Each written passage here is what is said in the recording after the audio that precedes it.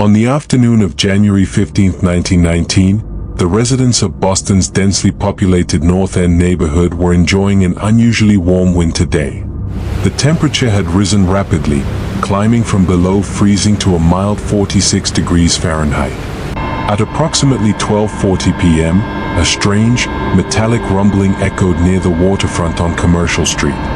Within seconds, a massive, 50-foot-tall steel structure ruptured violently, releasing a wave of fluid that would permanently reshape American industrial safety laws, leaving 21 people dead and a community devastated.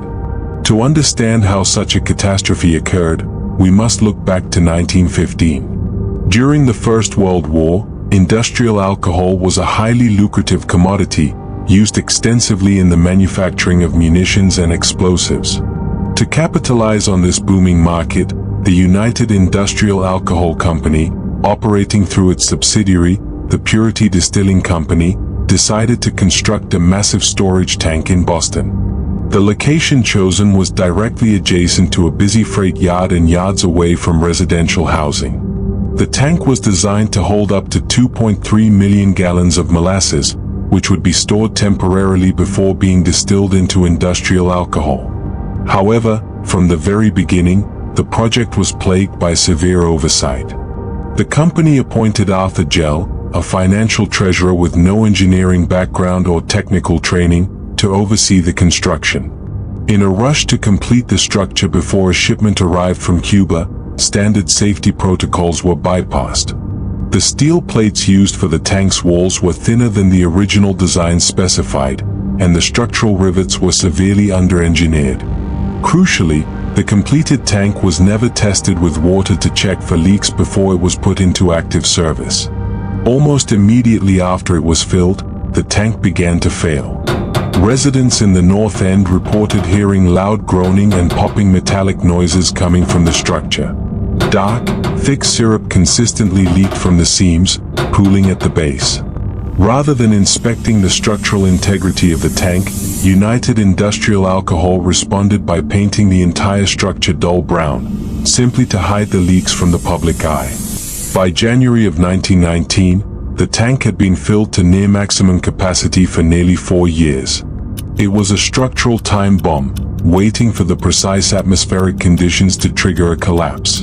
At 12:40 p.m. on January 15th, the atmospheric pressure and the rapid temperature change caused the fermentation gases inside the overfilled tank to expand to a critical threshold.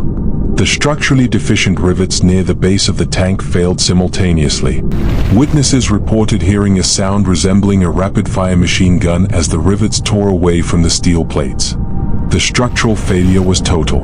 The bottom portion of the tank tore completely open, instantly unleashing 2.3 million gallons of unrefined molasses. Because the liquid was dense and heavily pressurized, it did not merely leak, it erupted. A wall of dark syrup, measuring 25 feet high and 160 feet wide, surged outward into the streets of the North End. The destructive power of the wave was amplified by its immense weight. A single cubic yard of molasses weighs nearly 1 ton. Moving at an estimated 35 miles per hour, the kinetic force of the deluge was immense. The wave hit the heavy iron support pillars of the Boston Elevated Railway on Commercial Street, instantly bending the steel girders and lifting a passenger train completely off its tracks. Directly across the street, the wave slammed into Engine House 31, a 3-story brick fire station. The building was torn from its brick foundation and completely collapsed, trapping several firefighters inside the basement under a torrent of rising syrup. The wave expanded outward for several blocks, sweeping buildings off their foundations, crushing horses, and pulling pedestrians beneath the surface. Because of the mild 46-degree weather, the molasses remained fluid enough to flow rapidly, but as it spread across the cobblestone streets, it began to cool, thickening into a dense, inescapable trap. Within minutes of the collapse, 116 sailors from the USS Nantucket, which was docked nearby, rushed to the scene to begin rescue operations. They were quickly joined by Boston police officers, firefighters, and Army personnel. The rescue environment was unprecedented. Wading through the cooling molasses was described by survivors as trying to walk through wet cement. Every movement required immense physical exertion. Search dogs became trapped in the sludge, and rescuers had to use wooden planks laid over the mire just to move across the disaster zone. A temporary triage center was established at a nearby wharf to treat the injured. Many of those pulled from the debris had their airways completely obstructed by the thick substance, leading to suffocation. By midnight, the initial rescue phase concluded, revealing a grim toll. The immediate impact had claimed dozens of lives and left over 150 injured. But as the city began the arduous process of recovery, the focus quickly shifted from rescue to accountability, initiating one of the longest and most complex legal battles in the history of the state of Massachusetts. The cleanup of the North End took weeks. Over 300 workers used brooms, pumps, and high-pressure hoses to wash the molasses into the harbor. The water in Boston Harbor remained stained brown well into the spring.